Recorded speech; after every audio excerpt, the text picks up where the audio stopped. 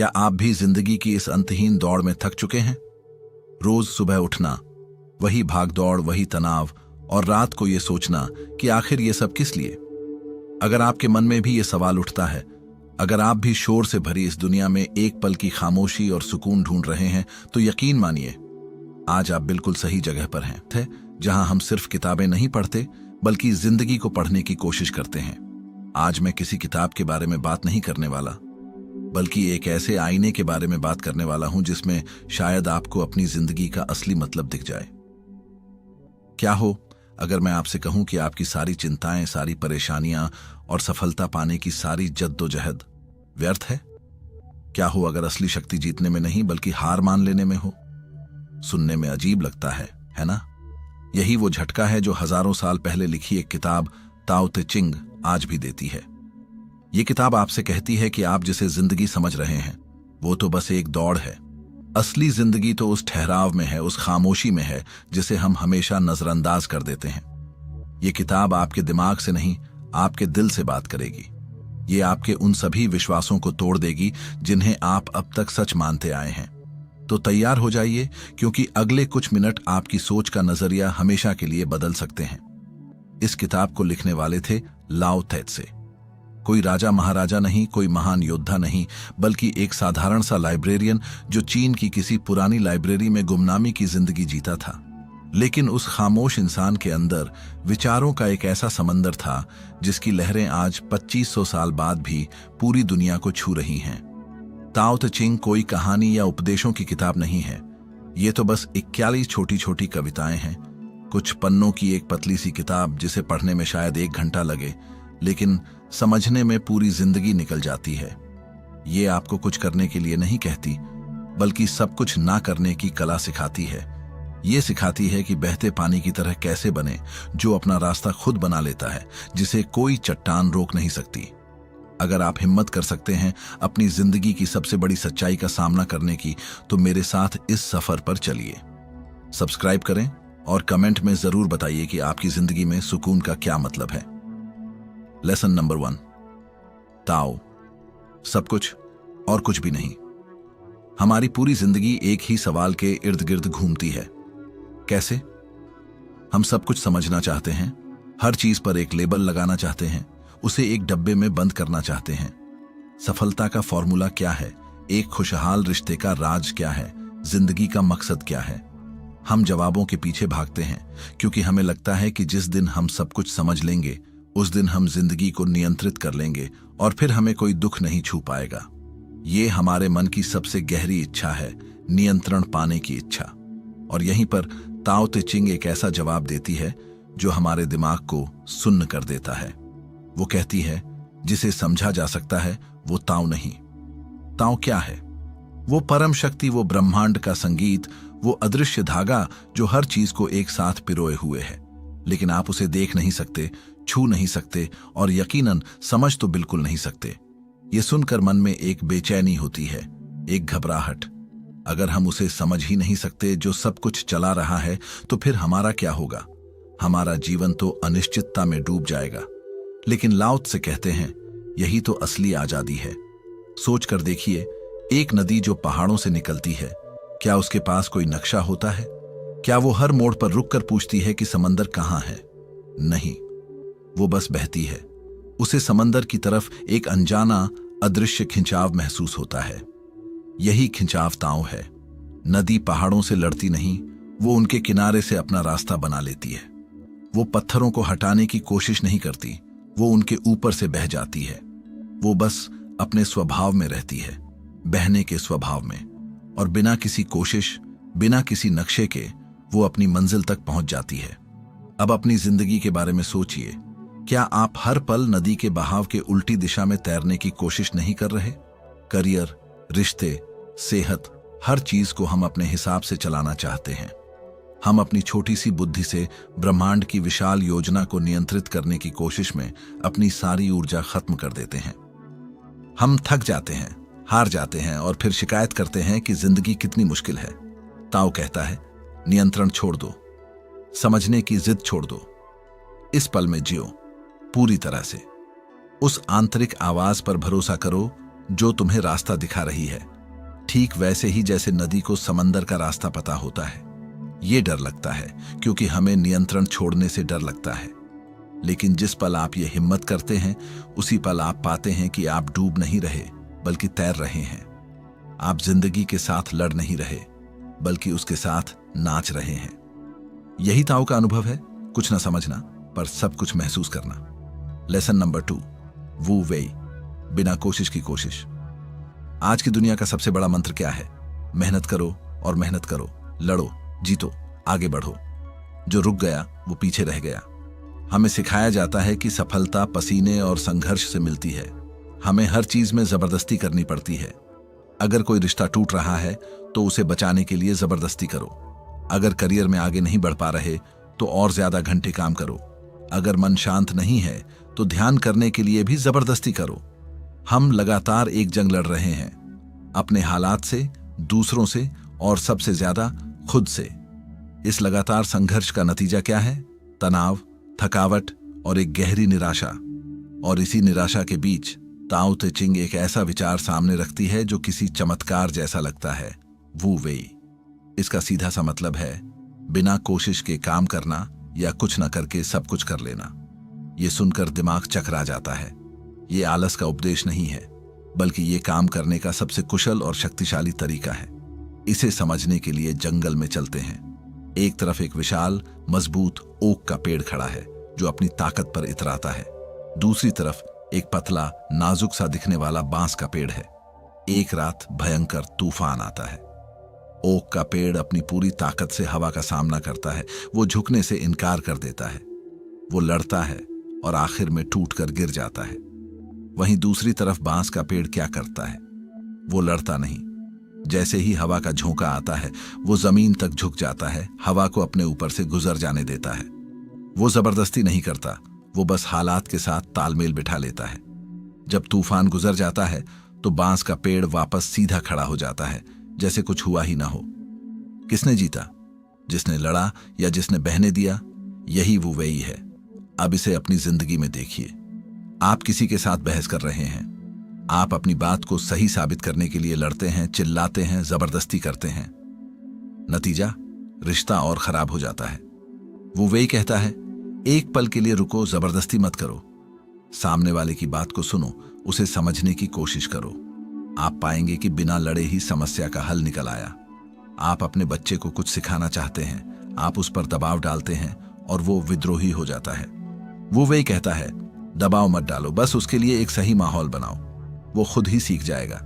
वो वही जिंदगी के साथ लड़ने की जगह उसके साथ सुर में सुर मिलाने की कला है। ये भरोसा करने की कला है कि हर चीज अपने सही समय पर होती है। ये उस किसान की तरह है जो बीज बोता है, पानी देता है और फिर धैर्य रखता है।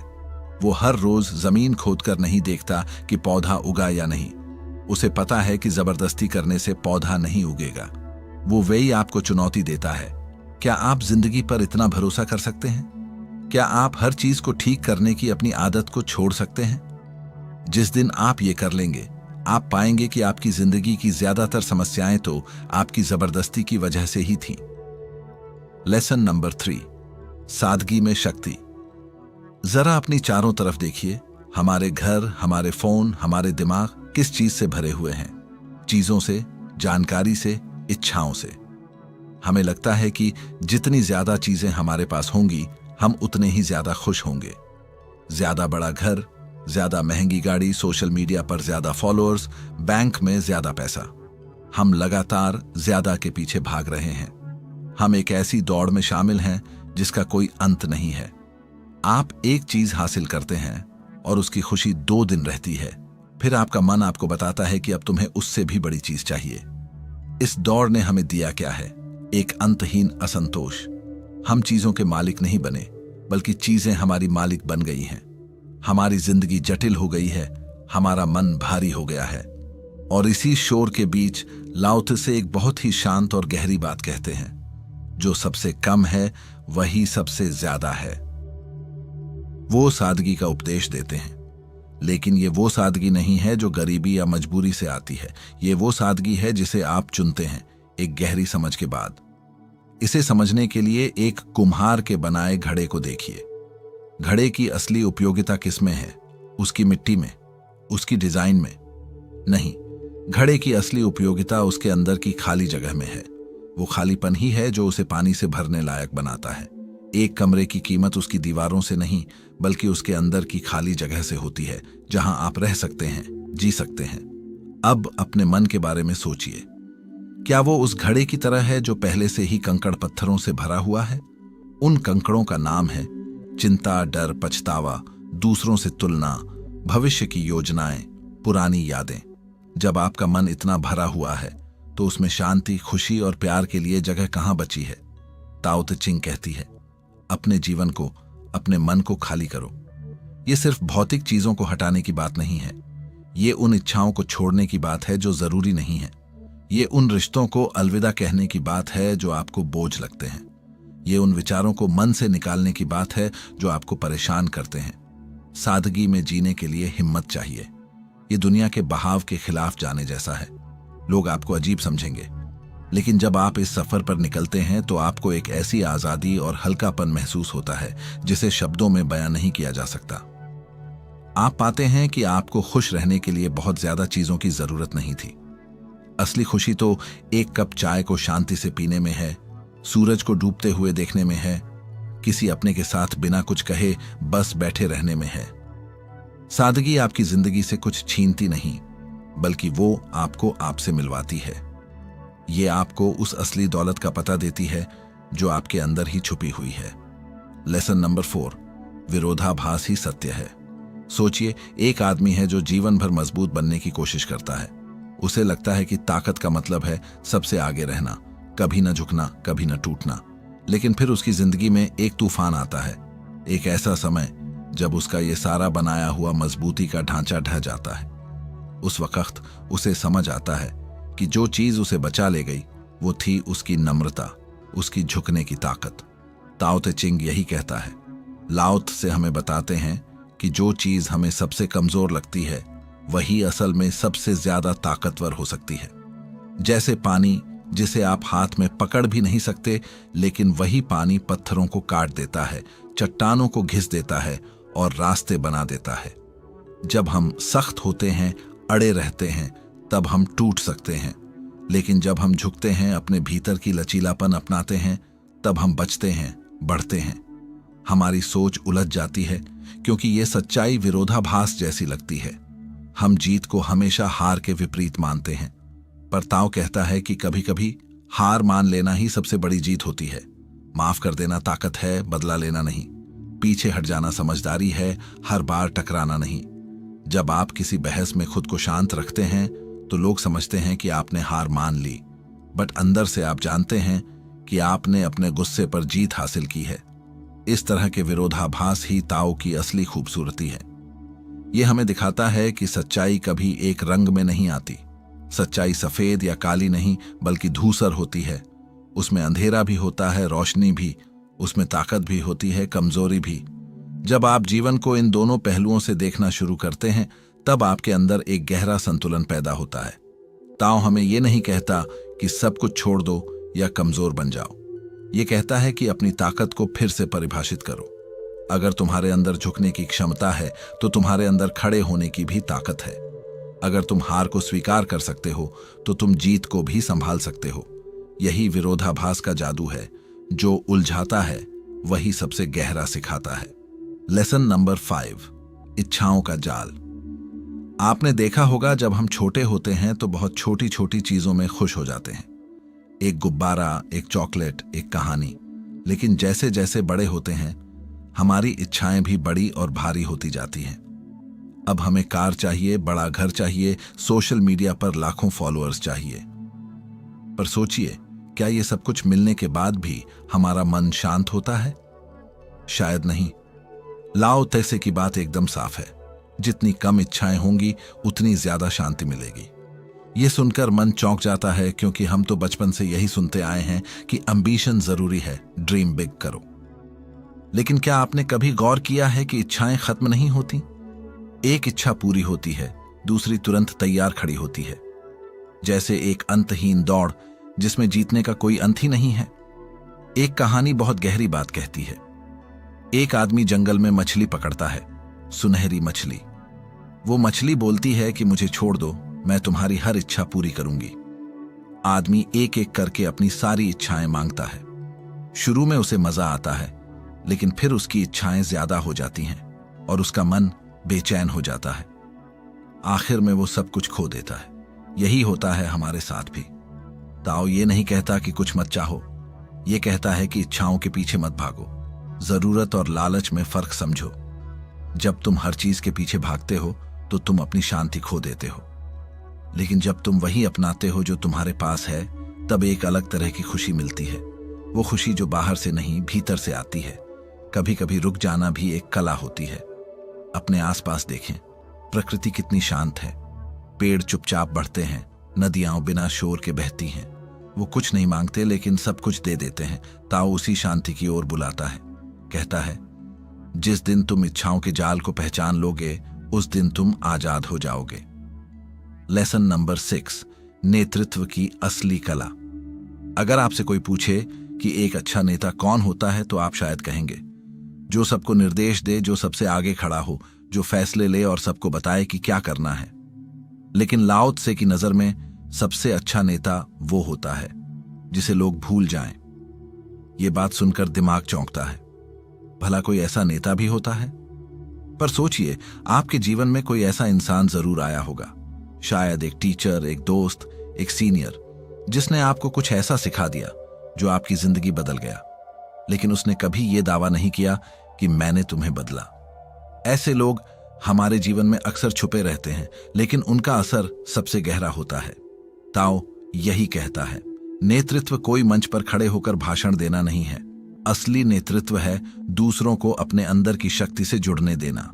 एक अच्छा नेता किसी पेड़ की तरह होता है जो खुद चुपचाप खड़ा रहता है, लेकिन उसकी छाया में दूसरे लोग आराम पाते हैं। उसकी जड़ों से धरती मजबूत होती है।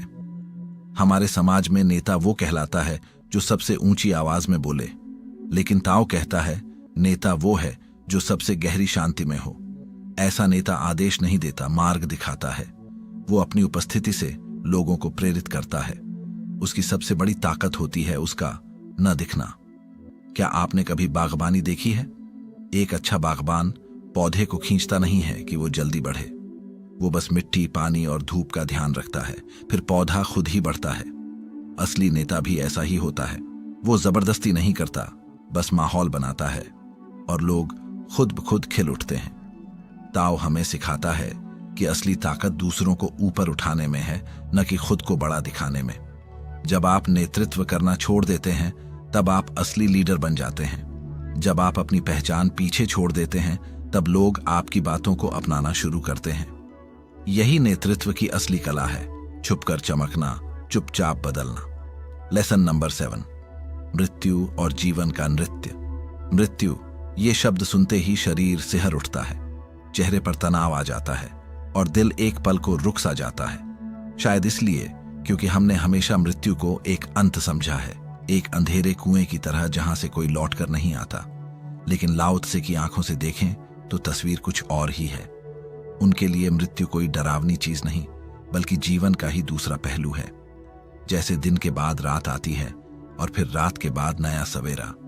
जैसे पेड़ से पत्ते गिरते हैं, फिर नए पत्ते उगते हैं, उसी तरह जीवन और मृत्यु एक चक्र है, एक सुंदर नृत्य जहां एक खत्म होता है तो दूसरा शुरू होता है।